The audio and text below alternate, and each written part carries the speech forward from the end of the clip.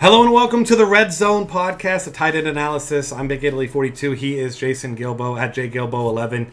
And we're talking about tight ends, which it looked like one guy was going to be the obvious popular play, and he will be, assuming that he plays. But now all of a sudden, Antonio Gates missing practice here Wednesday and Thursday. So keep your eye on that because you've got him as the elite play, and you've got to imagine he's going to easily be the chalk play if he does go. A phenomenal matchup. In this one against a team that's just absolutely horrible against tight ends. And if he doesn't go, then all of a sudden we got a new value play in Ladarius Green, who already scored a touchdown last week anyway. They could end up stepping in and just getting one last chance to perform before Gates finishes out his season as he usually does, finishes strong. Yeah, I mean, you got to look at the lines that have been posted against the Raiders for all these guys. I mean, I mentioned Tyler Eifert, Crockett Gilmore, Barnage there. All big games for tight ends against Oakland. The only one who really failed us was Owen Daniels, but we couldn't really expect much from him anyway. I'm really hoping Gates plays because, 27 targets in 2 games, that's huge. Catching 18 of them, even without the touchdown last week in Green Bay, he still posted a great line. I think came out as one of the top tight ends of the week, anyway, without finding the end zone there. Yeah, and he's severely underpriced. I mean, he's a guy that's he should be priced way higher, which is why part of the reason why he'll be so heavily owned. I'm assuming that he goes. Next up, the top tight end from last week, Greg Olson. And Greg Olson is a guy who we know he has monster upside, especially with Cam Newton not having a whole lot of options in that offense. A lot of guys banged up. And they just don't have a lot of options anyway. And Olson with that massive upside, but he has the upside, but you just kind of wonder what his floor is, which is still always surprising when he doesn't have a good game because it's not like Cam Newton has really struggled in any game this year. It's just that, I don't know, that people have taken Greg Olson out of the game, I guess. So I think he's more of an upside GPP play for me, a guy that I'm a little bit hesitant on in cash just because he does have that kind of low floor. Yeah, you'd definitely argue that point. Looking, Carolina has the 5th highest home total this week, which is nice. I can't see the Philly defense is decent against tight ends, but you really like the volume here with Olson. Really one of the lone red zone targets, I guess you could say, outside of Newton running it himself. So the floor is a little iffy for cash games. I agree there, but I still feel like he's gonna have a decent week. Yeah, and at his price tag $6,400, he's still priced like a cheap wide receiver. Yeah. So even if he gets you that 5 catches for 50 yards, he's still going to be adequate at that price tag. So I guess that's more of a personal thing where I'm kind of scared of it. But you could certainly see him put up 20 plus points like he's done twice already this season. Next up, a value play, Delanie Walker for the Titans. Looks like Marcus Mariota probably on the wrong side of questionable. I don't know that he's been officially listed as out yet, but it looks like Mettenberger is going to play. And especially with the lack of running game outside of Mariota the few times that he's run, really. This is going to be a volume passing attack like we've seen with Mettenberger. He's got a guy with a strong arm. He's not particularly accurate, but he throws the ball a ton. And you got to imagine that teams are going to be loading up, trying to stop the pass, and there's going to be a lot of underneath passes there for Delanie Walker. So it should be a guy that has a real nice high floor here in this game. Yeah, I especially like him on DraftKings where he's just 3,900. Even with Mettenberger playing there, he's kind of been a safety blanket for Mariota so far this season, which you would just relate back to Mettenberger being that guy who dumps the ball off to whoever's open underneath. Because, like you said, they're probably going to tee off on guys like Kendall Wright, take him out of the picture. So I really expect Delanie Walker to really come through, especially on DraftKings. Yeah, like you said, anytime you can just be kind of locked into, looks like 6 to 8 targets there with him.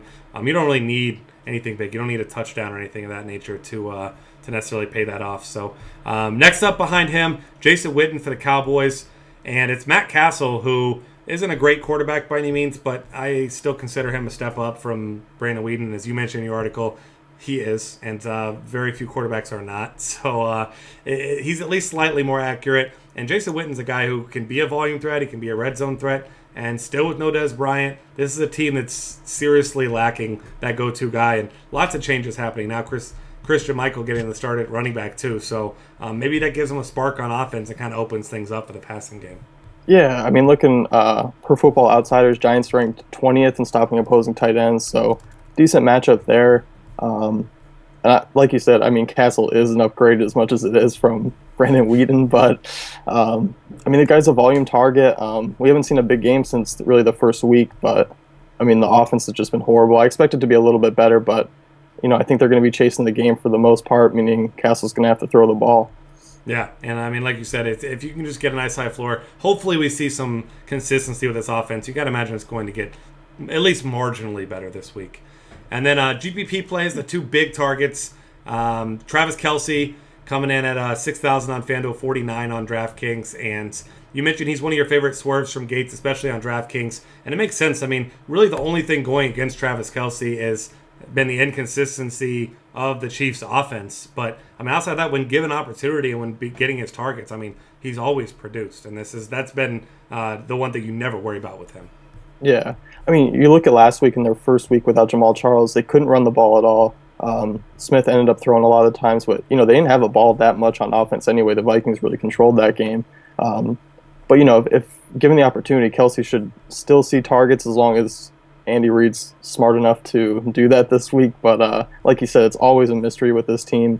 But I mean, his upside is huge every week. So yeah, absolutely, definitely a great GPP play. Yeah, and speaking of huge upside, Rob Gronkowski for the Patriots. Usually the guy you see up at the top, but this is not a great matchup against the Jets, who one of the better defensive units in all of football. And now hearing things, which is Bill Belichick, so you believe about 0% of the things you hear from him anyway.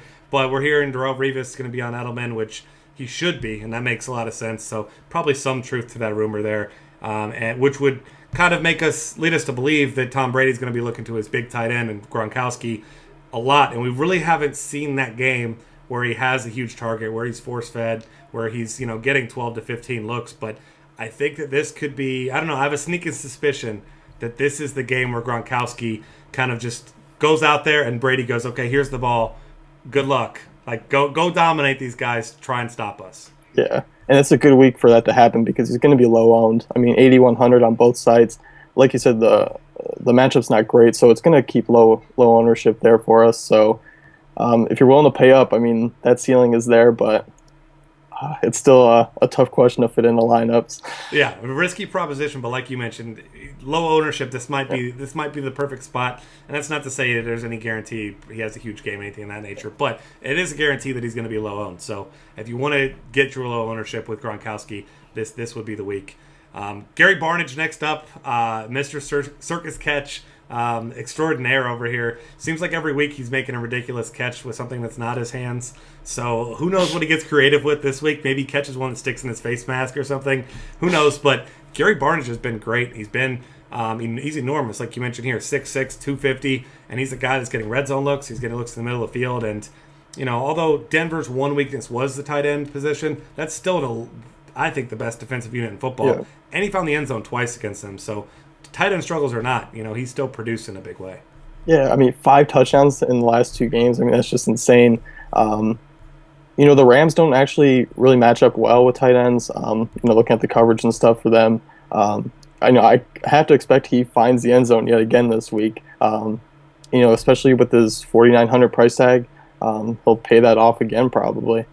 Yeah, you gotta like to think so. And he's a guy that last week, despite consistencies of the previous few weeks, wasn't highly owned at all. I mean, I think he was under 2% owned in most GPPs he was in. So another spot to get him here where the Browns are going to be passing the ball, and there's really no other option that you look at as a guy that's going to take away opportunity. I mean, Travis Benjamin, he's got some looks, but I'm not one of those people who has a ton of faith in Benjamin. I think I'd rather, if I'm taking a shot on the Browns offense, it's going to be Barnidge at tight end.